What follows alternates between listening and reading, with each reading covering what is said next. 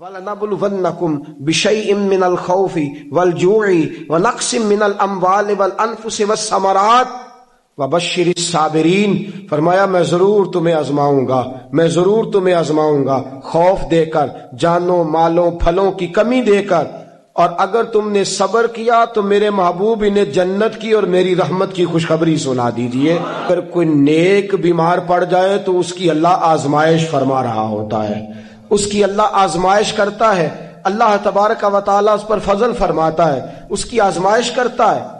پھر ان مصیبتوں پر جو شخص صبر کرے، رب فرماتا ہے اگر میری رضا پہ راضی ہو گیا تو ان اللہ مع الصابرین، باقی نیکیوں پر میں ثواب دیتا ہوں، اور جو کوئی صبر کرتا ہے رب فرماتا ہے میں اس کا بن جایا کرتا ہوں، صبر کرنے والوں کے ساتھ ہو جاتا ہوں۔ اور جب اللہ آزمائش ڈالتا ہے نا تو جو کام سیدھے ہوتے ہیں وہ بھی الٹے ہونے شروع ہو جاتے ہیں۔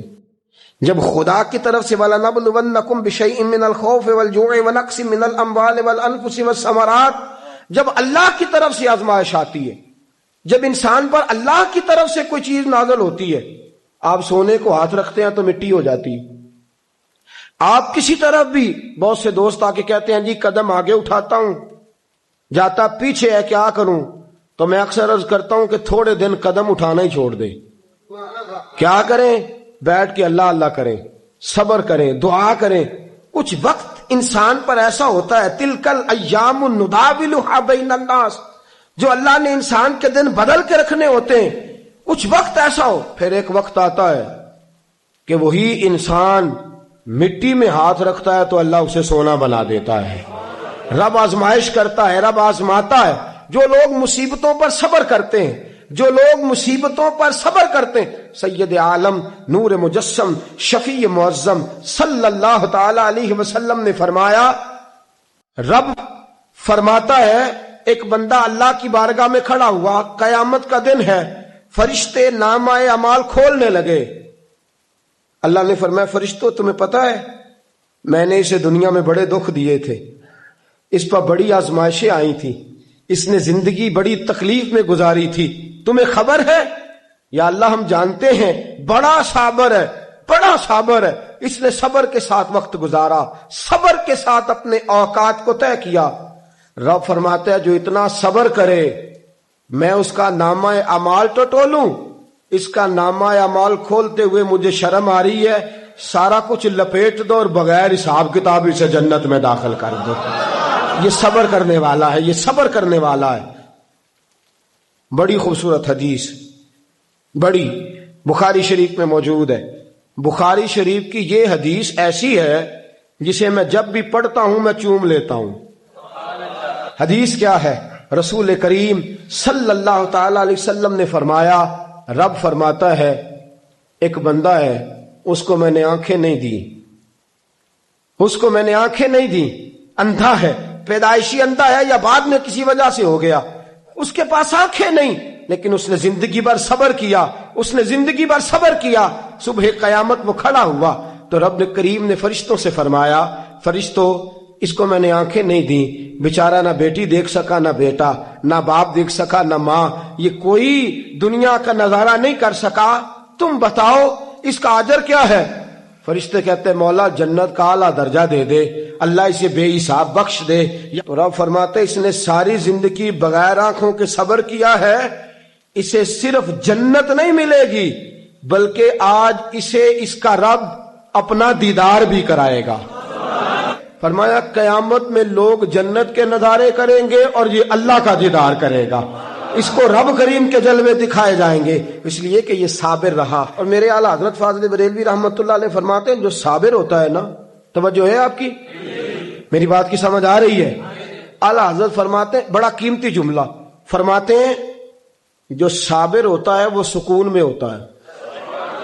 شیخ سعدی رحمۃ اللہ تعالی علیہ کے پاس ایک شخص آیا، کہنے لگا حضرت جی دیکھے نا میرے پاس اتنے بھی پیسے نہیں کہ میں جوتے لے سکوں، تم فرمایا صبر کر اللہ دے گا۔ کہنے لگا جی صبر ہی کیا ساری عمر، اس نے جوتے لینے کے برابر بھی پیسے نہیں دیے، ننگے پاؤں پھر رہا ہوں۔ شیخ سعدی رحمۃ اللہ تعالی علیہ نے اس کا بازو تھاما، ایک گھر میں لے گئے، دروازے پہ دستک دی، گھر کا مالک باہر آیا، اس نے دونوں طرف بیساکھیاں پکڑی ہوئی ہیں، ٹانگیں تو ہیں پر پیر ہی کوئی نہیں۔ فرمانے لگے بتا یہ اچھا ہے کہ تو؟ کہنے لگا جی میں آپ سے بھی معافی مانگتا ہوں، اپنے رب سے بھی معافی مانگتا ہوں۔ نبی پاک صلی اللہ تعالی علیہ وسلم نے فرمایا خدا اگر تجھے مصیبت دیتا ہے نا، اور ان مصیبتوں پر جب اللہ تجھے قیامت میں اجر دے گا تو تیرا دل چاہے گا کاش سکون ہوتا ہی نہ، آزمائشیں ہی آزمائشیں ہوتی، تو وہ اجر دیکھے گا۔ وہ کسی دانشور نے کہا تھا کہ میرا باپ انتقال کر گیا، 6 مہینے گزرے تو میرا 18 سال کا بیٹا بھی انتقال کر گیا۔ کہنے لگے میں نے اپنے 80 سال کے باپ کا جنازہ اٹھایا تو میری کمر نہیں جھکی، لیکن جب 18 سال کے بیٹے کا جنازہ اٹھانے لگا تو میری کمر جھک گئی، اور رو کے کہنے لگا لوگوں باپ کا جنازہ پڑھنا آسان ہے، دعا کرو کسی کو بیٹے کا جنازہ نہ پڑھنا پڑ جائے، بڑا مشکل کام ہے، بڑا کٹھن مرحلہ ہے۔ حضرت ابو ہریرہ رضی اللہ تعالیٰ عنہ فرماتے ہیں اللہ کے محبوب صلی اللہ تعالیٰ علیہ وآلہ وسلم کے صاحبزادے جناب ابراہیم علیہ الصلوۃ والسلام فرماتے ہیں حضور کے صاحبزادے آپ رات کو جب ان کی ولادت ہوئی تو نبی کریم علیہ السلام ہمارے درمیان آئے۔ جاگیے ذرا غور فرمائیے گا بات پہ۔ سید عالم صلی اللہ علیہ وسلم تشریف لائے اور ہم نے حضور کے چہرے کو چمکتے دیکھا۔ ہم نے کہا یا رسول اللہ موڈ مبارک بڑا اچھا ہے، حضور کوئی خیر کی خبر ہے؟ فرمایا مجھے مبارک دو، اللہ نے مجھے بیٹا عطا فرمایا ہے۔ فرماتے ہیں اگلے ہی دن، ایک روایت ہے کچھ عرصے کے بعد، ایک روایت ہے اگلے ہی دن ظہر کے بعد میرے محبوب نے پیار کرنے کے لیے بیٹا اٹھایا اور صاحبزادے کی سانسیں اکھڑنے لگی۔ رسول پاک کے صاحبزادے نبی پاک کے مقدس ہاتھوں میں سانسیں اکھڑ رہی ہیں، حضور کے دستے مبارک میں صاحبزادے نے وصال کر دیا۔ آنکھیں بند کی تو نبی کریم کی مقدس آنکھوں میں آنسو آئے۔ رات خوشی تھی، رات حضور مبارکیں وصول کر رہے تھے، رات مسکرا رہے تھے، ایک ہی تو رات گزری ہے، 24 ہی تو گھنٹے ہوئے ہیں، آنکھوں میں آنسو بھر آئے ہیں۔ حضرت عبداللہ ابن عمر رضی اللہ تعالیٰ عنہ عرض کرتے ہیں یا رسول اللہ آپ رو رہے ہیں؟ حضور صاحبزادے کا انتقال ہوا تو رو رہے ہیں؟